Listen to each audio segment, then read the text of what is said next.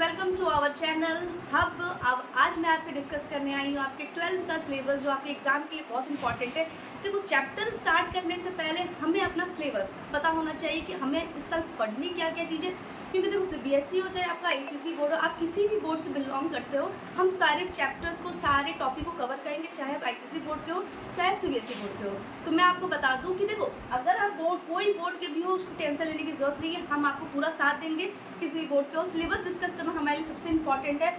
Chapter start करने से पहले हमें पता होना चाहिए कि कौन से चैप्टर से कितनी आपकी मार्किंग है, साथ ही साथ कौन से चैप्टर से क्या टॉपिक डिलीट कर रहा है एग्जाम आपके लिए, जो बहुत इंपॉर्टेंट है। तो सबसे पहले बता दूं कि आपको पढ़ने हैं 3 यूनिट्स, जिसमें से 3 यूनिट्स में टोटल बुक्स में आपकी 4 यूनिट है। 4 यूनिट आपके से प्रोजेक्ट सेक्शन है, और बाकी मैं बता दूं कि 2024 से ये फॉलो किया जा रहा है कि आपकी जो पहले यूनिट 4 मतलब कि जो प्रोजेक्ट वर्क है उसमें सिर्फ आपकी जैसे कि मार्किंग थी प्रोजेक्ट वर्क की, बाकी आपके 12 मार्क्स के रिटन एग्जाम होते थे जो अब नहीं होंगे।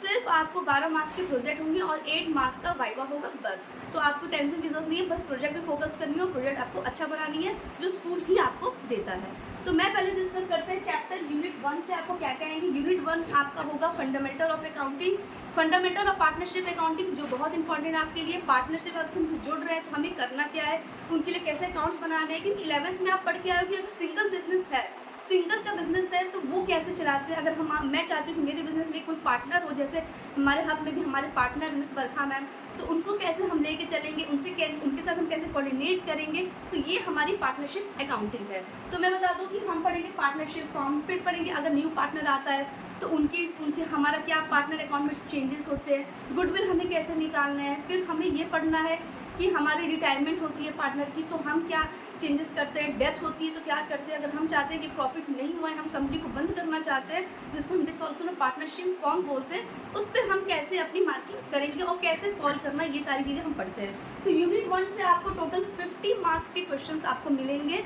बाकी हम यूनिट 2 की बात करते हैं। यूनिट 2 में आपको 20 मार्क्स के क्वेश्चन मिलेंगे। Accounting of company, accounting of company में हम पढ़ेंगे accounting of share and debenture, accounting for preference share debenture में कैसे निकालोगे, प्रेफरेंस कैसे निकालोगे, ये सारी चीज़ हम पढ़ेंगे यूनिट 2 में। यूनिट 3 में हमें आती है फंडामेंटल ऑफ अकाउंटिंग, मीन्स कि आपको एनालाइज करना है कि अकाउंटिंग में किस तरह से आपको फंडामेंटल करनी है। साथ ही काफ़ी रेशियो है। हाँ, जो चेंजेस आपको मिले हैं वो आपको पार्ट बी में मिले हैं।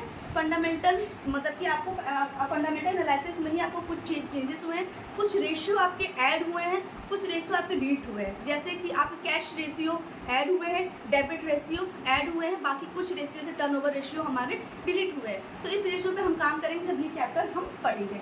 सेकंड आपका होता है cash flow statement. Cash flow statement कैसे चेंजेस होते हैं, किस तरह से आपके बहुत इंपॉर्टेंट है, ये सारी चीज़ें हम यूनिट 3 में पढ़ेंगे। और यूनिट 3 में से 20 पार्ट बी में से आपकी 20 मार्क्स का क्वेश्चन नहीं कह सकते हैं, क्योंकि जो 12 मार्क्स का प्रोजेक्ट होगा वो आपका इसी चैप्टर से होना है। मतलब कह सकते हो कि 32 मार्क्स का आपको इस यूनिट से आने वाला है। तो ये यूनिट भी आपकी इतना ही इंपॉर्टेंट है जितना आपका फंडामेंटल ऑफ पार्टनरशिप है और अकाउंटिंग फॉर कंपनी है। तो ये भी यूनिट आपके लिए उतना ही इंपॉर्टेंट है। और बाकी यूनिट हमारे साथ जुड़े रहिए। हम स्टार्ट करेंगे अपना चैप्टर फर्स्ट चैप्टर से, और बोर्ड की टेंशन की जरूरत नहीं है। अगर आप सीबीएसई बोर्ड से हो चाहे आईसीएसई बोर्ड से, दोनों के लिए वीडियो यूजफुल होगी। तो ज्वाइन करिए हमारे साथ हमारे chapter 1 fundamental of partnership accounting. Thank you so much, have a nice day.